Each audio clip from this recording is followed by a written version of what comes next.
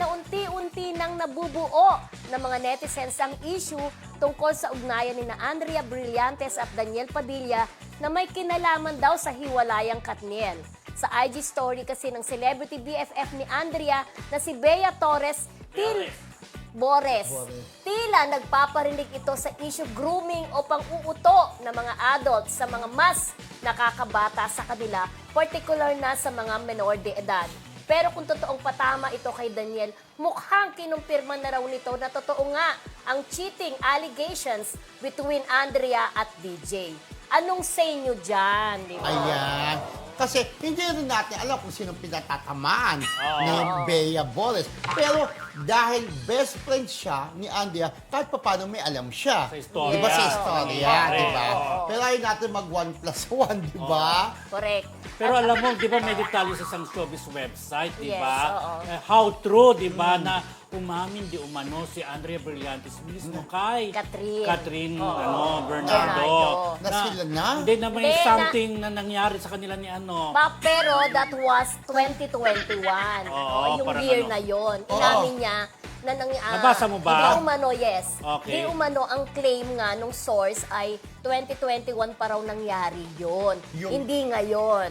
Yun ang sinasabi ko sa'yo, naalala mo yung kwentong yan? Oo. Na sinasabi ko na may narinig din ako ayon sa source ko. Oo. That was 2 to 3 years ago Panahon pa. pa na nagkakalabuan si Seth Pedelin at Oo. saka si Andrea Brillantes. Na sinasabing How nyo ng true, reason. Na sinasabing nyo ng reason kung bakit nag-break itong si Andrea at saka si Seth Pedelin. Oo, Actually, yung source ng website, medyo na itakil na rin natin, di ba? Na may ganung narinig din tayong kwento. Oo. Di ba? Pero siyempre bukas ang panig ni Andrea, Oo. bukas ang panig Kung ni totoo Daniel, man. di ba? At bukas ang panig din ng Catherine Bernardo, di ba? Correct, Sa oo. isyong yan. Yes. At si Bea Torres, itong kaibigan ni Andrea, lagi na lang din siyang nalalagay dahil trending din siya, Kuya Roldan, dahil nung nag-away din itong si Richie at saka si Andrea, ito rin ang dumidepensa kay Andrea, kaya nababash din siya, di ba?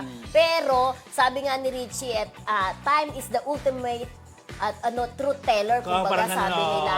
Kaya sino kaya ang totoong kabit, sabi pa ni Richie, di ba? Okay. Malalaman at malalaman nyo yan sa takdang panahon, sabi nga, di ba? So, kino-connect nila ito ba ay si Andrea? So, patanong yan, ha? Patanong. Oo. Di umano ang tinutukoy ni Richie dun sa post niyang yun. So, nagtatanong po tayo, di ba? Diyos ko, parang gusto ko mapanood yung website na yun. Mabasa. Mabasa Mabasa. pala, di ba? Oo. Parang, kung luma na yun, noon pa pala may something na may di something. umano. Di ba, Yes. pinag-uusapan din Oo. naman natin yan. Kaya Oo. lang, hindi natin madiretsa pa yung totoong Correct. nangyayari. Oo. Pero abangan na lang natin talaga kung anong dapat aminin, kung meron bang aminin pagdating ng araw itong si Andrea Kasi o si Daniel. kahit na anong sabihin natin, ayon sa aming source, Oo. ayon sa aming source, Sila- mas mabigat pa rin kung straight from the horse's Oo. mouth Si Andrea ang mismo ang manggagaling. nagsasalita. Diba? Yun Correct. pa rin ang pinaka... Siya mismo nagsasalita. O kung si Daniel Wala mismo ka. umaamin, di Correct. ba?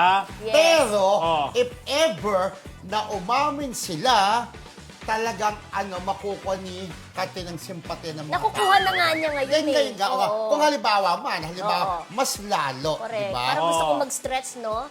Yun, no? Yun.